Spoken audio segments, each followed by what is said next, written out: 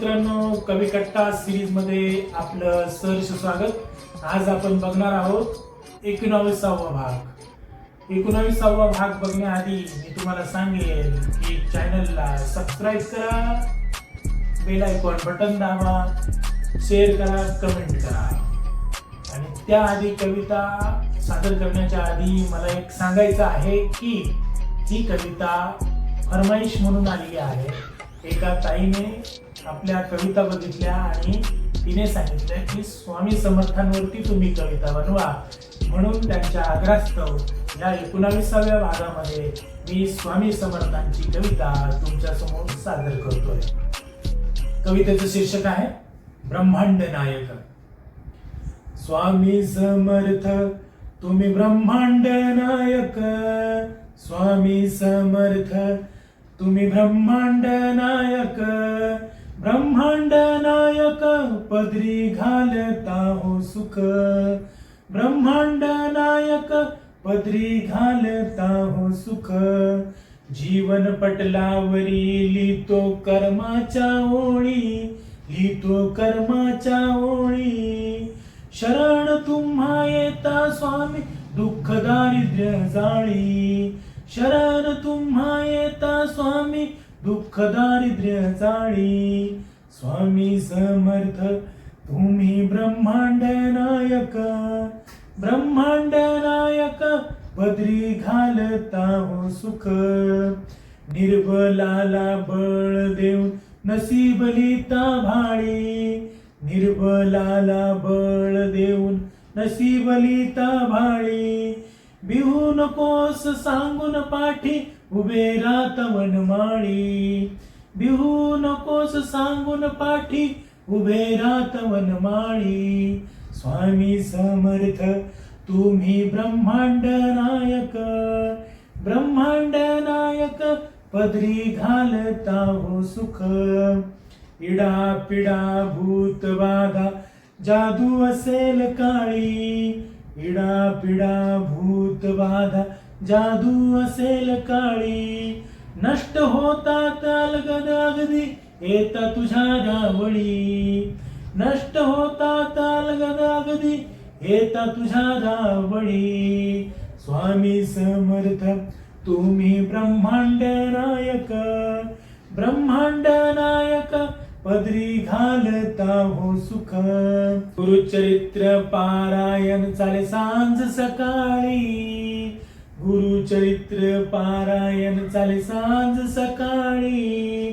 हरतात पापे सारे सुटतात माया जंजाळी, हरतात पापे सारे सुटतात माया जंजाळी. स्वामी समर्थ तुम्ही ब्रह्मांड नायक, ब्रह्मांड नायक पदरी घालता हो सुख, ब्रह्मांड नायक पदरी घालता हो सुख, पदरी घालता हो सुख. धन्यवाद. चला कविता समजून घेऊया. स्वामी समर्थ तुम्ही ब्रह्मांड नायक, ब्रह्मांड नायक पदरी घालता हो सुख. स्वामी समर्थांचे जे भक्त आहेत आणि आपण सर्व ब्रह्मांड नायक त्यांना म्हणतो, आणि ते खरोखर त्यांच्या शरण जर गेलो तर ते पदरी सुख घालतात असा प्रत्येकाच्या अनुभूती आहे.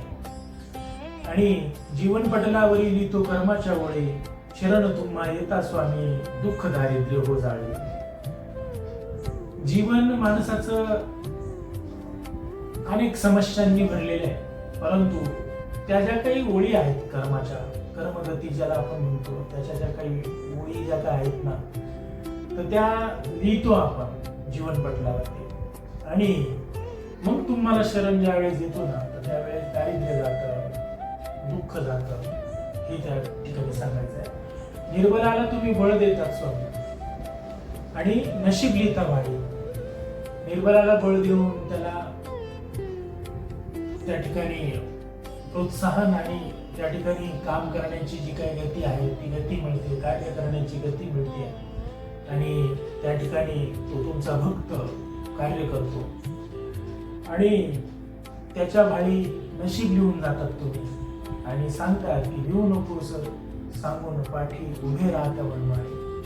जसा माळी फुलांचं रक्षण करतो, माळी फुलांची निगा राखतो, तसं तुम्ही भक्तांचं रक्षण करतात, निगा राखतात.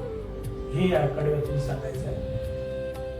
इडा पिडा भूत बाधा जादू असेल काय, आपण म्हणतो ना काही केलंय बाहेरच आहे वगैरे वगैरे, अशा ज्या काही गोष्टी आहेत ह्या तर अशा चुटकी सरशा पळून जातात जेव्हा तुमची सेवा भक्त करतो खऱ्या अर्थाने त्या.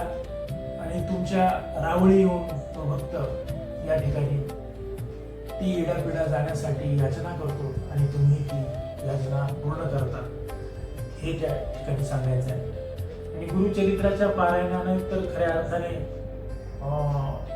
जीवन कृतकृत्यच होतं आणि सगळे पापे त्या पारायणाच्या माध्यमातून हरून जातात. आणि खऱ्या अर्थाने जी माया असेल, माया जंजाळ असेल, या सगळ्या ज्या गोष्टी आहेत त्या हरून जातात आणि तुमच्याच चित्त एकाग्र होतं. हे या शेवटी या कडव्यामध्ये मला सांगायचं आहे. अशा प्रकारे ही सुंदरशी कविता या ठिकाणी सादर केलेली आहे. निश्चितच तुम्हाला आवडेल. धन्यवाद. अशा या सुंदरशा कवितेसोबत आपला 19वा भाग या ठिकाणी समाप्त होतोय.